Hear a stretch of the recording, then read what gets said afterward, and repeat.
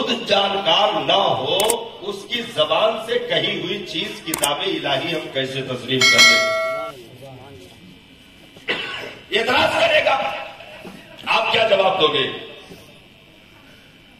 پھر اس نے اعتراض کر دیا کہ یہ بتاؤ اللہ کی ذات ایک ہے، یہ بات تم کو کس نے بتائی؟ کیا جبریل نے بتائی؟ کہا نہیں۔ کون بتایا؟ کہو گے نبی نے بتایا۔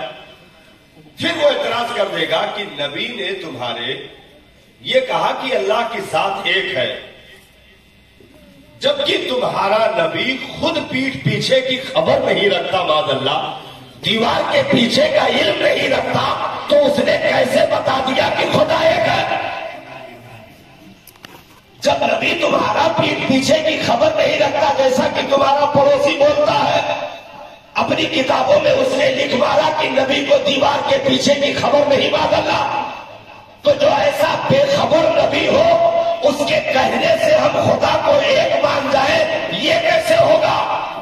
ہم انکار کرتے ہیں خدا ایک نہیں ہے، تمہارے نبی کی بات ہم کیسے تسلیم کریں جب اسے خود کی خبر نہیں ہے تو خدا کی خبر کیسے دے گا؟ یہ اعتراض کھڑے ہوں گے۔ اور دین میں چلنا صرف نماز پڑھنے کا نام نہیں ہے، وقت آئے تو سجدے کا حکم ہے، وقت پڑ جائے تو اسی سجدے کو بچانے کا حکم ہے۔ دین میں صرف سجدہ، تلاوت، رکوع، نماز، روزہ، حج و زکات کا حکم نہیں، بلکہ دین پر اگر کوئی آفت آئے تو چلنے والوں پر ضروری ہے کہ وہ بچائیں۔ امام حسین سے بڑا نمازی اس دنیا میں کون ہوگا؟ جس نے 25 حج پیدل چل کر کے کعبہ کا ادا کیا ہو، وہ حسین ابن علی کی مقدس ذات ہے۔ تو حسین نے 25 حج پیدل چل کر ادا کر کے بتا دیا کہ جب موسم عبادت ہو تو 25 حج پیدل چل کر ادا کیا جائے گا، لیکن جب اسلام پہ بات بنائے، اسلام پہ کوئی آفت آ جائے تو پھر مدینہ چھوڑ کر کربلا پہنچ کر دین کو بچانا ہوگا۔ نعرے تکبیر، نعرے رسالت، نعرے رسالت، جشن عید میلاد النبی، علماء اہل سنت، نعرے تکبیر، نعرے رسالت، سبحان اللہ، سبحان اللہ۔ بھائی تم قرآن کی تلاوت کرو، بغل میں کوئی قرآن کو گالی دے معاذ اللہ تو تم کو ہم کو صرف پڑھنے سے مطلب ہے، تم اپنا بکتے رہو۔ نارا یہ نبی نے نہیں سکھایا، نہ صحابہ نے بتایا، نبی خود شمشیر بکف ہو کر میدان میں اترے ہیں۔ 73 جنگیں نبی کی ظاہری زندگی میں لڑی گئی۔ نبی بدر میں بھی پہنچے، نبی احد میں بھی پہنچے، نبی خندق میں بھی پہنچے۔ مصطفیٰ سے بڑا نمازی دنیا میں کون ہوگا؟ مصطفیٰ سے زیادہ بڑا قاری کون ہوگا؟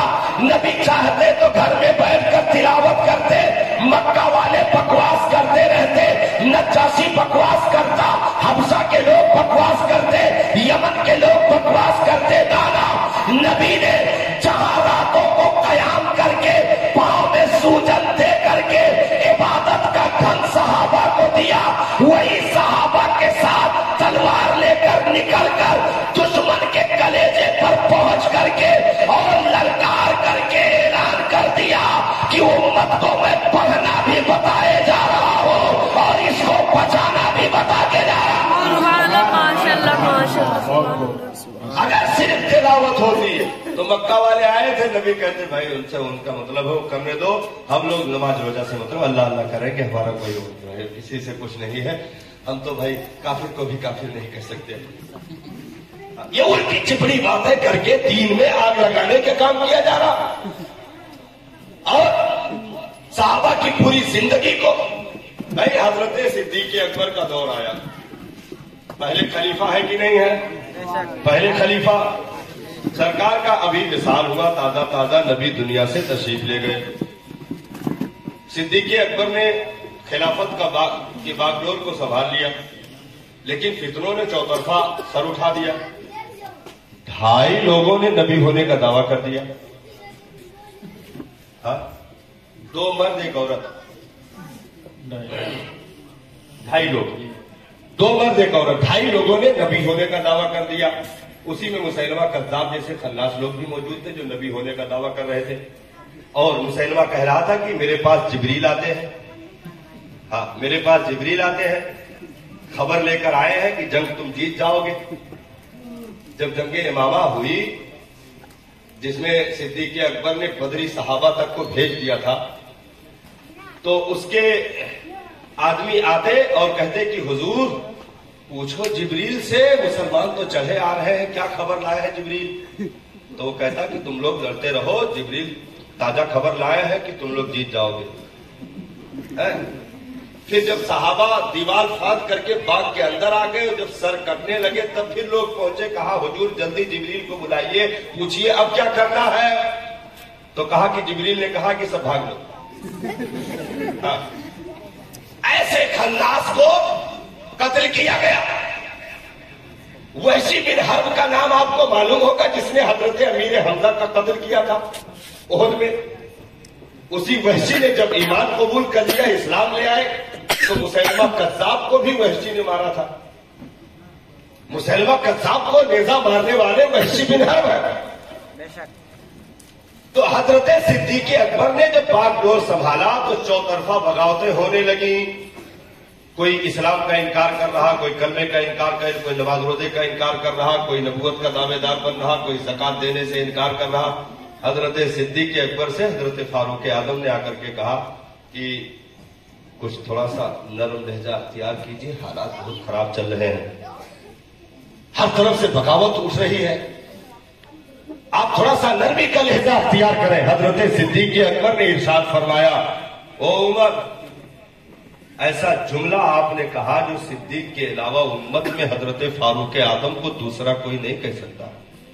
ہاں حضرت صدیق اکبر نے کہا, عمر تیری ماں تجھ پہ روئے, کیا تم مجھے بزدلی کا حکم دینے آیا ہے؟ عمر کان کھول کر کے سن لو, وہی مکمل ہو چکی ہے, دین کمپلیٹ ہو چکا ہے. اب اگر کوئی اسلام میں ذرہ برابر بھی کمی بیشی کرنے کی کوشش کرے گا تو راکھ لگا کر کے کتی سے زبانیں کھینچ لی جائے گی, کیونکہ ہم راتوں کا سجدہ بھی جانتے ہیں اور دشمن کو اوقات بتانا بھی جانتے ہیں. یہاں تک ارشاد فرمایا کہ ابو قحافہ کے بیٹے کے پیر کی ہڈی کو اگرچہ کتے کیوں نہ پکڑ لیں, چیل کوے اس کے گوشت کی بوٹیوں کو کیوں نہ نوچ کھائیں, نبی نے جو احکام نافذ کر دیا وہ احکام تو نافذ ہو کر ہی رہیں گے. اور ساتھ میں یہ بھی سن لو, اگر نبی کے دور میں کوئی زکات میں اونٹ لاتا تھا, اس کے گھٹنے کو باندھنے کے لیے رسی لاتا تھا. میرے دور میں اگر اونٹ لایا, صرف رسی گھر چھوڑ دیا تو تلواریں پھر فیصلہ کریں گی. ایک رسی کی بھی کمی دین میں برداشت نہیں کی جائے گی. پتا کیا چلا کہ دین میں چلنا, عبادت کرنا, تلاوت کرنا, نماز روزہ, حج و زکات, یہ اپنے اپنے وقت پر فرض و واجب ہے, لیکن جب دین پر کوئی آنچ آئے تو ایمان کی غیرت یہ ہے کہ جس قرآن کو تم پڑھ رہے ہو اس کی آبرو کو بچانے کے لیے اپنے آپ کو پیش کرو, کیونکہ قرآن پڑھنا بھی سنت ہے اور قرآن بچانا بھی سنت ہے. نعرے تکبیر, نعرے رسالت, علماء اہل سنت, نعرے تکبیر, نعرے رسالت. سبحان اللہ. آپ اسی بنیاد پر آ جائیے کہ بھائی اعتراض تو ہر دور میں ہونا ہے, اعتراض ہوگا. اور دیکھیے اعتراض کرنے والے ختم بھی نہیں ہو سکتے ہیں, اعتراض کرنے والے ختم نہیں ہو سکتے ہیں, نہ اعتراض ختم ہو سکتا ہے. ہاں اعتراض میں اور ترقی ہو سکتی ہے, کیونکہ سرکار کی حدیث موجود ہے, آنے والے زمانوں میں تم ایسی ایسی باتیں سنو گے نہ تم نے سنا ہوگا نہ تمہارے باپ داداؤں نے سنا ہوگا. ایسی ایسی باتیں تمہیں سنائی پڑے گی. بھائی آج کے 1924 میں جتنا بھی اعتراض کی گندگی موجود ہوئی ہے, اس کا وجود 1924 میں ہوا. 1924 से 2022 तक ये बीच में जितना साल गुजर रहा है, कितना बड़ा जोड़ो, जितना गरीब ज्यादा हो। 1924 से 2022 तक के क्या साल हो गया? 98। चलो 98 साल खाली ये फितनों के दौर का हुआ है। इससे पहले पूरा हिंदुस्तान, पूरी दुनिया सुन्नी थी। बेशक बेशक बेशक। 19 जो है 1824 है, 1824 में ये फितना आया, क्योंकि 1856 में 1272 हिजरी 1856 में आला हजरत की पैदाइश होती है। उससे पहले 1824 में, अब जोड़िए कितना साल हुआ 1824 से? 198 साल। तो 198 साल पहले अमीर खुसरो इसी हिंदुस्तान में कहते हैं, उठाइए किताब अमीर खुसरो की, उन्होंने लिखा कि अल्हम्दुलिल्लाह हिंदुस्तान की फिजा तो ऐसे खुशबूदार है कि यहाँ के समंदर की मछलियां भी सुन्नी है। 198 साल का ये फितना है बीच में, जिसमें हमला किया गया, जिसका कलमा उसी पर हमला, जिसका दीन उसी पर हमला, जिसकी लाई किताब उसी पर हमला, जिसकी दी हुई शरीयत उसी पर हमला। क्योंकि ये अंग्रेजों का दोगला कानून था हिंदुस्तान में कि अगर बहादुर शाह सफर से हमने मुसलमानों से हिंदुस्तान में हुकूमत छीनी है तो दोबारा मुसलमान से हुकूमत न पाने पाए, ऐसा क्या किया जाए कि इन्हें बगैर हाथ और पैर के कर दिया जाए। तो किसी ने कहा सिर्फ इनके कलेजे से इनके नबी की मोहब्बत निकाल दो, ये कौम मर जाएगी, जिंदा नहीं रह सकती। ये अंग्रेजों का, ये दोहरा पॉलिसी अंग्रेजों की थी कि हिंदुस्तान में अगर हमेशा हमेश के लिए तुम्हें हुकूमत करनी है तो दोबारा मुसलमानों के हाथ में हुकूमत ना जाने पाए, ऐसी कोई तरकीब बनाओ कि ये कौम जिंदा रहकर भी मर जाए। तो उन्होंने पूरी तारीख आपकी पढ़ी, ऐसा नहीं कि आप भी पढ़ते हैं, आपकी तारीख कोई नहीं पढ़ता। आपसे ज्यादा कुरान पे सर्च दूसरे लोग कर रहे हैं इस वक्त। हाँ, हमारी तारीखें दूसरे लोग पढ़ते हैं। तो उन्होंने पढ़ा कि आखिर इन्होंने हर मैदान पर, मुसलमानों ने हर मैदान में कामयाबी कैसे हासिल की, कौन सी ताकत थी, कौन सी मकनातीसियत थी जिसकी बुनियाद पर सहाबा 313 होते हुए भी बद्र में 1000 को शिकस्त दे दिए। कौन सी ऐसी ताकत थी कि भाई 3000 इनकी तादाद हो, सामने 2.5 लाख की तादाद मौजूद हो, फिर भी फतेह इस्लाम की? कौन सी ताकत थी भाई? 17 तलवारें हजरत खालिद इब्नुल वलीद के हाथ में एक ही जंग में टूट जाए। कौन सी ताकत थी जो सैफुल्लाह को ऐसे कारनामे करने पर फख्र दिला रही थी? कौन सी ऐसी ताकत थी? तो उन्होंने सर्च किया तो पता चला कि खालिद को पूरे जंगों में, जिंदगी में जहां भी कामयाबी मिली, उनकी टोपी में उनके नबी के सर का बाल रखा हुआ था। तो नबी के मुँह मुबारक के सदके में खालिद इब्नुल वलीद को फतह कामरानी मिल रही थी।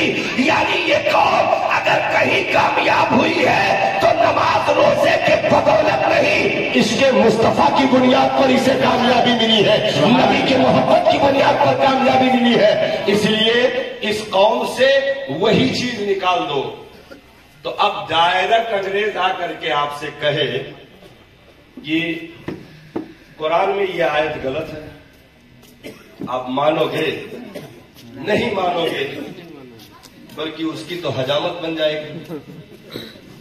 डायरेक्ट वो कहे कि तुम्हारा नबी ये नहीं जानता, तो तुम उसे जूते लातों से स्वागत करोगे। उसकी बात तस्लीम तो करना दूर की बात है, उसे तुम मस्जिद के किनारे भी नहीं आने दोगे या किसी अंग्रेज को मस्जिद में घुसने दोगे? नहीं। और कौम तक बात पहुंचाने का सबसे बड़ा प्लेटफार्म क्या है? मस्जिद और उसका मिंबर है कि नहीं है? قوم کے بیچ میں کوئی بھی دین کا میسج پہنچانے کے لیے سب سے بڑا پلیٹ فارم مسجد ہے، اس کا ممبر ہے، مدرسہ ہے، اس کی درسگاہ ہے. تو انہوں نے پلیٹ فارم چنا کہ ہم تو ڈائریکٹ ان سے کچھ نہیں کہہ سکتے ہیں، ایسے لوگوں کو خریدا جائے جو داڑھی اور ٹوپی کا سہارا لے، کرتے پجامے کا سہارا لے، وہ ممبر و محراب کے بھی مالک ہو، بڑے بڑے مدرسوں کے مالک ہو. پھر وہاں سے وہ جب بیج بوئیں گے تو یہ قوم کتاب بعد میں دیکھے گی، داڑھی دیکھ کر پہلے قبول کرے گی، ٹوپی دیکھ کر کے پہلے قبول کرے گی. تو انگریزوں نے ہندوستان میں یہ جال بچھایا اور زر خرید لوگوں کو تیار کیا.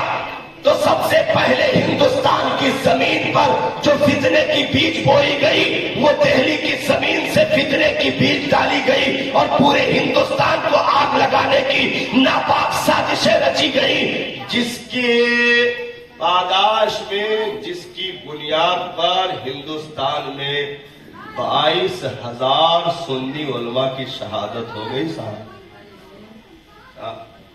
22,000. اٹھاؤ 1856 کی قدر کی واقعات کو. 22,000 سنی علماء کی شہادت ہوئی اسی ہندوستان میں. اسی بغاوت کا نتیجہ تھا کہ دو گروپ میں ٹکرا دیا انگریزوں نے. داڑھی والا یہ بھی، داڑھی والا وہ بھی ہے. یہ مسلمان اپنے آپ کو کہتا ہے اور اس کو کافر کہتا ہے، وہ مسلمان اس کو کہتا ہے، اس کو کافر کہتا ہے. یہی مقصد انگریز کا تھا. اس نے پھوٹ ڈال دی اور دودھ میں اس نے ایک قطرہ شراب کا پھینک دیا. سارا دودھ پھٹ گیا، برباد ہو گیا. دہلی گیٹ سے، دلی میں دہلی گیٹ بھی ہے، جو دلی گھومے ہو، رہتے ہو، جانتے ہو گے. دہلی گیٹ سے ایک چوک کا بھی کوئی نام آتا ہے، وہاں سے وہ شیر شاہ سوری نے جو سڑک بنوائی تھی، وہ سڑک کا کیا نام ہے؟ دنیا کی سب سے بڑی سڑک ہے وہ جو شیر شاہ سوری نے بنوائی تھی. وہ ورلڈ ٹریڈ کیا ہے؟ گریٹن. ہاں، اس روڈ پر دونوں طرف جو درخت لگے ہوئے تھے، دلی سے لے کر کے پشاور، کراچی تک، دونوں طرف اس سڑک کے جو درخت لگے ہوئے تھے، دلی سے لے کر پشاور تک، ہر درخت پر ایک عالم ربانی کا سر لٹک رہا تھا. اللہ. میں نے تاریخ پڑھی، میں حیران رہ گیا. ایک عالم ربانی کا، اور ایسے ایسے عالم صاحب کہ جن کی جوتیاں کوئی سونگھ لے تو وہ بھی وقت کا ولی بن جائے. ایسے ایسے عالم ربانی، علامہ فضل حق خیر آبادی، علامہ مفتی عنایت احمد کاکوروی، علامہ مفتی عنایت احمد، سید عنایت جو ہے سید کفایت علی کافی، علامہ مفتی صدر الدین آدردہ، یہ ایسی مقتدر ہستیاں جنہوں نے ہندوستان میں آزادی کا بغل بجایا تھا اور انگریزوں کے خلاف جہاد کا فتویٰ دیا تھا. جب مسلمانوں میں آپس میں غداریاں ہوئی اور کچھ اپنے ہی لوگوں نے مل کر انگریزوں سے چغل خوری کی، جس کی بنیاد پر مراد آباد جیل کے سامنے میدان میں علامہ سید کفایت علی کافی کو پھانسی دی گئی. جزیرہ انڈمان کالا پانی کی سزا علامہ فضل حق خیر آبادی کو دی گئی. پورے بدن کا لباس اتار دیا گیا، مونچھ کا لباس ان کے بدن پر ڈالا گیا اور چکیاں پیسنے کے لیے کہا گیا. چکیاں چلاتے تھے، پورا بدن زخموں سے چور، بے ہوش ہو جاتے تھے، پھر ہوش میں آتے. انگریز نے پوچھا کہ فضل حق وہ فتوے کے بارے میں تمہارا کیا کہنا ہے؟ کہا او ذلیلو، میں مر جاؤں نا، قبر پہ آ کے پوچھو گے تب بھی کہوں گا فتویٰ فضل حق خیر آبادی کا ہے. کیونکہ میرے نبی نے دین پر چلنا بھی سکھایا ہے اور دین کو بچانا بھی سکھایا ہے. جان تو دے سکتا ہوں، مصطفیٰ کا دیا ہوا ایمان نہیں دے سکتا. اس ہندوستان کی زمین پر تو آج جو ربیع الاول میں یہ لاکھوں کے اسٹیج لگائے جاتے ہیں اور میلاد مصطفیٰ پڑھا جاتا ہے، اس کا واحد مقصد یہ ہے کہ انگریزوں نے جو چال چلی تھی، اہل سنت اس کو ناکام کرنے کے لیے منبر لگا رہے ہیں کہ مسلمانوں ہوشیار رہنا، نبی سے دور نہ ہونا. یہ جو دور کرنے کے لیے آج تک میں طہارت की तरह गलियों में चल करके तुम्हारे ईमान पर डाका डाल रहे हैं। ये मुसलमानी काफिला नहीं है, ये अंग्रेजी डाकू है। लिबास बदला हुआ है जो अंग्रेजों ने इनको चोला पहना करके तुम्हारे मस्जिदों में छोड़ा, तुम्हारे मदरसों में छोड़ा, तुम्हारे गली कोचों में छोड़ा। ये सब अंग्रेजी एजेंट है, इनके कहने पर ना आना। नारा लगाओ मुस्तफा की आमद मरहबा, आमिना के लाल की आमद मरहबा, सरकार की आमद मरहबा। नारे रिसालत, सरकार की आमद, सरकार की आमद, हुस्न मिलादुन्नबी, उलमाए अहले सुन्नत, नारे तकबीर, नारे रिसालत। सुभान अल्लाह, सुभान अल्लाह। तो नबी का जिक्र आज कसरत से करने की वाहिद वजह यही है, क्योंकि सिर्फ नमाज नमाज चीखोगे तो दीन बचने वाला नहीं है। सिर्फ रोजा रोजा चिल्लाओगे दीन बचने वाला नहीं है। लेकिन मुस्तफा का नारा लगाओगे तो नमाज तो तोहफे में मिल ही जाएगी, दीन भी बच जाएगा। किस मिलाद में नमाज पर बैंड लगाया गया बताओ कोई है? किस मिलाद में कहा गया कि मादल्ला नमाज नहीं पढ़नी चाहिए? ढोंग रचा जाता है और होटलों पर बैठ करके हमें गुमराह करने की कोशिश की जाती है कि मिलाद में तो ये लोग सिर्फ जो है एक तरफा बात करते हैं। नमाज के बारे में तकरीर करनी चाहिए, रोजे के बारे में बताना चाहिए। मैंने कहा जलील कहीं के 60 साल की उम्र हो गई, आज तक तू 5 वक्त नमाज का तरीका ना सीख सका। हर मिलाद में तुझे तरीका बताया जाए। 60 साल की उम्र में 50 साल तकरीबन तू ईदगाह पहुंच चुका है, हर साल तुझे 2 रकात नमाज पढ़ने का तरीका बताया जाए। ये सब मिंबर की जिम्मेदारी है कि किस तरह भी फरीजा बनता है। ये ढोंग रचा जाएगा, आपको पकड़ा जाएगा। ये सब दुनिया की बातें करने क्या जरूरत थी? नमाज का तरीका बताया जाता, मुसलमानों को वजू का तरीका बताया जाता। हमने कहा मर गए, तुमको वजू नमाज का नहीं आता है, सुन्नियों को अल्हम्दुलिल्लाह खूब आता है। और जिसको नहीं भी आता वो अपने इमामों से पूछ लेते हैं। मिंबर ये नमाज का तरीका बताने के लिए नहीं, नमाज बचाने के लिए लगाया जाता है। सुभान अल्लाह, सुभान अल्लाह। रोजा नमाज हज और ज़कात दीन इस्लाम बचाने के लिए मिंबर सजाया जाता है। इसका तरीका अगर सीखना है तो खुद तेरे ऊपर इल्म सीखना फर्ज है, क्यों नहीं सीखा आज तक? क्या नबी की हदीस भूल गया? तलबुल इल्म फरीज़तुन अला कुल्ली मुस्लिम व मुस्लिमा। दीन इस्लाम का सीखना हर मुसलमान मर्द और औरत पर फर्ज है। आखिर 7 साल का हो जाए, नबी ने कहा उसे दीन सिखाओ, नमाज की ट्रेनिंग दे दो, नमाज का हुक्म कर दो। 10 साल का हो जाए, मार मार कर नमाज पढ़ाओ। तो ये सब सीखने की उम्र थी, 60 साल तक सीखा क्यों नहीं? अब मिलाद में तुझे सिखाया नहीं जाएगा, लठियाया जाएगा। क्योंकि अब तो मार खाने की उम्र है ना, अब सीखने की उम्र नहीं है। क्योंकि इतने दिन तक तो सबक न याद कर सका, 50 साल गुजार दिया इसी गली कूचे में चलते हुए, आज तक 2 रकात फजर का तरीका न याद कर सका, एक नमाज के वजू करने का तरीका न बता सका, एक रोजे के फराइज वाजिबात न सीख सके, तो 50 साल की जिंदगी पर लानत है। नाना महफिले मीलाद इसीलिए कसरत से गली कूचों में कायम किया जाता है कि रातों में इन भोले मुसलमानों को इकट्ठा करके चोर और डाकुओं से बचने का हुनर बताया जाता है। और बताया जाता है इन्हें रजा के पैगाम की सूरत में। सोना जंगल रात अंधेरी, छाई बदली काली है, सोने वालों जागते रहियो, चोरों की रखवाली है। सोना पास है, सोनापन है, सोनी डगर है, उठ प्यारे तू कहता है मीठी नींद है, तेरी मत ही निराली है। वो तो निहायत सस्ता सौदा बेच रहे हैं जन्नत का, हम मुफलिस क्या मोल चुकाएं, अपना हाथ तो खाली है। ये तमाम तरीके बताए जाते हैं, क्योंकि दीन सिर्फ चलने का नाम नहीं, दीन बचाने का भी नाम है। एक भी मुसलमान पूरी 14 सदी में, मैं तो चैलेंज के साथ, मैं जितना बोल रहा हूं उतने की दलील देने की भी क्षमता रखता हूं, अल्हम्दुलिल्लाह। बेशक। सुभान अल्लाह। सुभान अल्लाह। जिसका जी